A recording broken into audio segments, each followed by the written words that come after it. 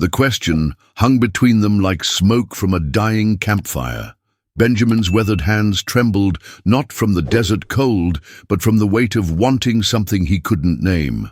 Ayana's smile held secrets older than the red rocks surrounding them. Secrets that whispered of boundaries meant to be crossed and hearts meant to be broken. In that moment, suspended between two worlds that had taught them to fear each other, a simple touch promised to unravel everything they thought they knew about love, loss, and the courage it takes to reach across the void. Subscribe to discover what happens when two souls dare to touch the untouchable.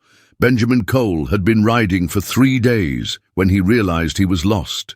Not the kind of lost where a man could find his bearings by the stars or the slope of the land, but the deep, bone-settling kind of lost that made him question every choice that had brought him to this red dust territory. His horse, a stubborn mare named Patience, had been drinking from a stream that cut through rocks like ancient prayers when he first saw her. The Apache woman stood on the opposite bank, tall as a cottonwood and twice as graceful, watching him with eyes that seemed to hold the entire desert sky. She didn't move, didn't speak, just studied him the way a hawk studies a field mouse before deciding whether it's worth the hunt. The silence stretched between them like a rope pulled taut, ready to snap. Benjamin's hand instinctively moved toward the Colt at his hip, then stopped, frozen by something in her gaze that wasn't quite threat and wasn't quite welcome. She was beautiful in a way that made his chest ache, not the soft parlor-room beauty of the women back in Kansas, but something wild and untamed, like a storm cloud gathering on the horizon. Her dark hair fell past her shoulders in waves that caught the afternoon light, and her skin held the warm bronze of someone who belonged to this land in ways he never could. When she finally smiled, it was slow and deliberate, like sunrise breaking over the mountains. "You're far from home, cowboy," she said, her voice carrying the musical cadence of her people mixed with English learned from traders and missionaries. Benjamin's throat went dry, not from the desert heat, but from the way she said the word cowboy, like it was both an insult and an endearment wrapped in the same breath. He wanted to tell her he wasn't really a cowboy, just a farm boy from Kansas who'd lost his way chasing dreams that seemed smaller with each passing mile. Instead, he found himself staring at her hands, strong and capable, wondering what they would feel like against his skin. The thought came unbidden and left him feeling exposed, as if she could read the longing written across his face. Patience snorted and pawed at the stream bed, breaking the spell that had settled over them like morning mist. Benjamin cleared his throat and tried to find his voice, but the words came out cracked and uncertain. "I didn't mean to trespass," he said, though even as he spoke, he wondered if that was true. Maybe some part of him had been searching for exactly this moment of standing at the edge of two worlds, feeling the pull of something he couldn't name. The woman, Ayana, though he didn't know her name yet, tilted her head slightly, studying him with the patience of someone who had learned to read the truth in a man's posture, in the way he held his shoulders, in the tremor of his hands. "Trespass," she repeated, tasting the word like it was something foreign on her tongue. "This land doesn't belong to anyone, cowboy. It belongs to itself." She stepped closer to the water's edge, and Benjamin noticed she moved without making a sound, as if the earth itself welcomed her footsteps. "But you belong somewhere else, don't you?" The question hit him harder than he expected, because the truth was, he'd never felt like he belonged anywhere. Not on his father's farm, not in the dusty towns he'd passed through, and certainly not here in this vast expanse of red rock and endless sky. Yet something about the way she looked at him made him want to stay, to plant roots in this foreign soil and see what might grow. The sun was beginning its descent toward the western peaks, painting the canyon walls in shades of gold and crimson. Benjamin knew he should mount up and ride away, find his way back to familiar territory before darkness fell. But instead, he found himself asking the question that would change everything. "What happens if I touch you?" The words escaped before he could stop them, raw and honest and terrifying in their simplicity. Ayana's smile deepened. And for the first time since he'd seen her, she looked surprised, not by his boldness, but by his honesty. In that smile, Benjamin saw the promise of something he'd been searching for without knowing it, something that made his heart race and his hands shake with the weight of possibility. Ayana had been watching the lost cowboy for longer than he knew. She'd seen him stumbling through the desert for 2 days, his horse picking its way carefully through terrain that could break a man's spirit as easily as his bones. Her people had taught her to be wary of white men. They brought promises that turned to ash and left scars on the land that never healed. But this one was different. He moved through her world like a man walking through a dream, touching nothing, taking nothing, just searching for something he couldn't name. When he'd asked his question, "What happens if I touch you?" she'd felt something shift inside her chest, like a door opening in a room she'd kept locked for years. She stepped into the stream, the cold water swirling around her ankles, and watched his eyes widen with something between fear and wonder. "You want to know what happens?" she asked, her voice soft as evening wind through sagebrush. "Come find out." The invitation hung between them like a challenge, and she could see him wrestling with it, his desire warring with everything he'd been taught about her people, about boundaries, about the proper distance between their worlds. But desire won, as it always did when it was real and deep and honest. He dismounted slowly, his movements careful and deliberate, like a man approaching a wild animal that might bolt at any sudden gesture. The water was shockingly cold against Benjamin's boots, but he barely noticed. All his attention was focused on the woman standing in the middle of the stream, waiting for him with the patience of stone and the warmth of sunlight. Each step brought him closer to something he couldn't name, but desperately needed. Not just her touch, but the promise of connection in a world that had left him feeling invisible. When he was close enough to see the flecks of gold in her dark eyes, close enough to smell the sage and sweetgrass in her hair, he stopped. His hand hung suspended between them, trembling with the weight of crossing a line that could never be uncrossed. "My name is Ayana," she said, and the sound of it was like music he'd never heard before. "It means eternal blossom in my language." She reached out then, her fingers brushing against his with a touch so light it might have been imagined. But the shock of it ran through him like lightning, electric and transforming. Her skin was warm despite the cold water, soft despite the hard life written in the calluses on her palms. "And you are Benjamin Cole," she continued, and his surprise must have shown on his face because she smiled again. "Word travels fast in the desert, cowboy. We know about the lost farm boy from Kansas, who's been wandering our lands like a ghost." The touch of her fingers against his sent ripples through Benjamin that had nothing to do with the stream flowing around their feet. It was as if every nerve in his body had suddenly awakened, as if he'd been sleepwalking through his life until this moment. "How did you—" he started to ask, but she pressed a finger to his lips, silencing him with a gesture so intimate it made his breath catch. Her touch was gentle but firm, and he could taste the salt of her skin, could feel the callus on her fingertip from years of working with her hands. In that simple contact, he felt more alive than he had in months of wandering. "Questions later," Ayana whispered, her voice barely audible above the sound of water over stones. "Right now, just feel." She took his hand in both of hers, turning it palm up, tracing the lines there with a touch so reverent it made him shiver. Her fingers mapped the geography of his life, the scar from a childhood accident, the calluses from farm work, the tremor that betrayed his nervousness. "You have gentle hands," she said, and something in her voice made him understand that this was both observation and benediction. "Hands that know how to tend growing things." The words settled into him like seeds finding fertile ground, and for the first time in his life, Benjamin Cole felt like he might be exactly where he belonged. Escriva os capítulos 3 to 5. The morning sun painted the canyon walls in shades of copper and gold, but Benjamin's world had narrowed to the space between heartbeats. 3 days had passed since Ayana's words about his hands, and each sunrise brought him back to the same spot by the river, hoping she would appear like a vision made flesh. He had stopped pretending this was about water for his horse or checking his supplies. This was about the way her voice had wrapped around his name like a prayer, about the impossible gentleness in eyes that had seen too much of white men's promises broken like kindling. The Apache camp lay hidden somewhere beyond the red rocks, invisible to his untrained gaze, but present in every whisper of wind through the sage. Benjamin had learned to read the signs. The way certain birds fell silent when he approached, the subtle paths worn into stone that spoke of generations passing this way.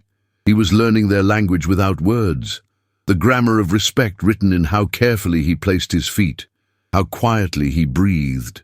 Each day he left small offerings by the river, a handful of coffee beans, a piece of hardtack, tokens of intention rather than apology. When Ayana finally emerged from the morning shadows, she moved like water finding its course, inevitable and graceful. She wore traditional dress today, soft doe-skin decorated with beadwork that caught the light like captured stars. Benjamin's breath caught in his throat, not just at her beauty, but at what her clothing meant. She was showing him who she truly was, beneath the careful negotiations of their first meetings. The gesture felt like trust, fragile and precious as a bird's egg placed in his calloused palms. "You return," she said, settling beside him on the sun-warmed stone. Her English carried the rhythm of her native tongue, each word chosen with the precision of an arrow finding its mark. "My grandmother says white men are like tumbleweeds. They blow through and leave only dust." She studied his face with those dark eyes that seemed to see straight through to his bones. "But you stay in one place, like a tree trying to grow roots in stone." Benjamin felt heat rise in his cheeks, part embarrassment and part something deeper, more dangerous. "Maybe I'm just too stubborn to know when I'm not wanted." The words came out rougher than he intended, edged with the fear that she might confirm his worst suspicions. But Ayana's laugh was like water over stones, clear and musical, washing away his doubts like debris after a flash flood. "Stubborn," she repeated, tasting the word. "Yes, but stubborn like the desert flowers that bloom after rain, not stubborn like the white soldiers who march where they do not belong." She reached out then, her fingers hovering just above his hand, where it rested on the stone between them. "My people have a saying. The heart knows no boundaries that the spirit has not already crossed. Tell me, Benjamin Cole, what boundaries has your spirit crossed to bring you here?"